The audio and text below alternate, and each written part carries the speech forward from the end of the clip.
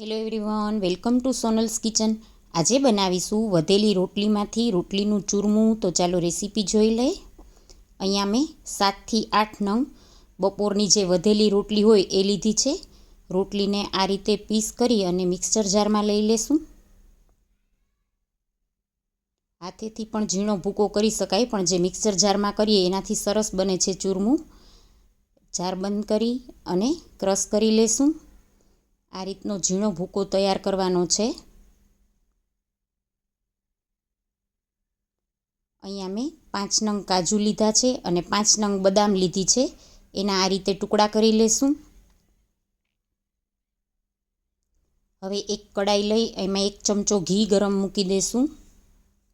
ઘી ગરમ થાય એટલે સુધારેલી બદામ અને સુધારેલા કાજુ નાખી દઈશું અને આ રીતે સતત હલાવતા રહીશું. કાજુ બદામ જે છે એ ઘીમાં તળીને નાખશું તો એનો ટેસ્ટ પણ સરસ આવશે અને સુગંધ પણ સરસ આવશે. હવે થોડી કિસમિસ નાખી દઈશું, એને પણ તળી લેશું. આ રીતે કાજુ બદામનો કલર ચેન્જ થાય અને કિસમિસ ફૂલી જાય ત્યાં સુધી આ રીતે સતત હલાવતા રહી અને આપણે એને તળી લેશું. ગેસની ફ્લેમ છે એ સ્લો રાખવાની છે.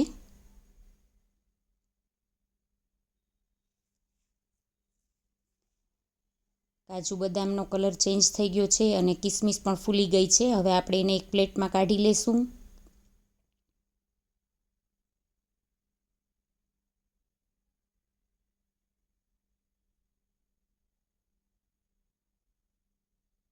હવે એ જ કડાઈમાં આપણે 2 ચમચી ગોળ નાખી દઈશું.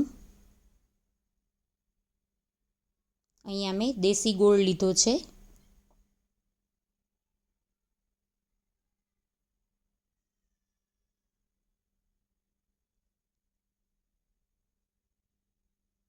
આ રીતે ઘી ગોળ મિક્સ કરી અને હલાવતા રહેશું.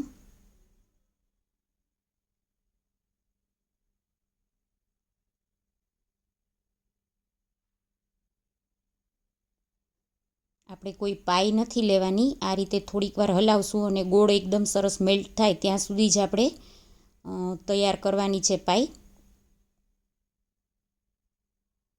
આ રીતે ગોળના બબલ્સ થાય એટલે ગેસ બંધ કરી દઈશું અને પાઈને થોડી વાર ઠંડી થવા દેશું, સાઈડમાં રાખી દઈશું. હવે એક વાસણમાં આપણે જે તૈયાર કરેલો રોટલીનો ભૂકો છે એ લઈ લેશું.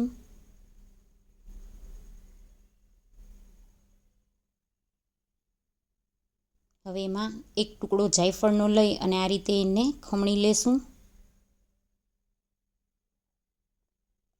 જાયફળની સુગંધ ચૂરમામાં બહુ જ સરસ આવે છે.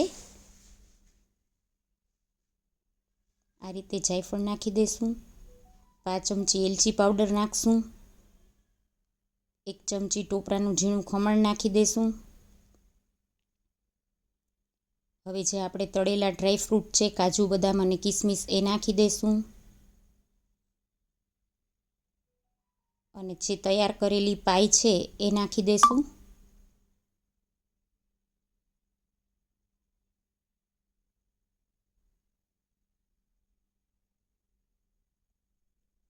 બરાબર મિક્સ કરી લેશું. આ ચૂરમું બાળકોને આપીએ તો એકદમ હેલ્ધી છે. નાસ્તા બોક્સમાં પણ આપી શકાય અને કોઈ મહેમાન આવે ઓચિંતા તો પણ આપણે આ સ્વીટ ઝડપથી બની જાય છે અને સરસ પણ લાગે છે. બાળકો માટે તો આ ખૂબ જ હેલ્ધી છે. શિયાળામાં તો ખાસ આ ચૂરમું રોટલી વધારે બનાવીને પણ બનાવી શકાય. હળવા હાથે આ રીતે મિક્સ કરી દઈશું.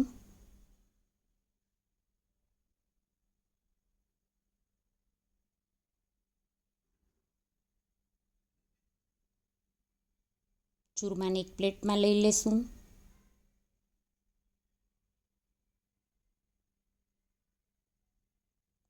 હવે ઉપરથી આપણે થોડું ટોપરાનું ખમણ છાંટી દઈશું અને થોડી આ રીતે બદામ છે એ છાંટી દઈશું. આ રીતે પ્લેટ તૈયાર કરેલી હશે તો બાળકો જોતાં જ ખાવાનું મન થઈ જશે. તૈયાર છે રોટલીમાંથી બનાવેલું ચૂરમું. જરૂરથી ટ્રાય કરજો. જો તમને આ રેસીપી સારી લાગે તો લાઈક કરજો અને શેર કરજો.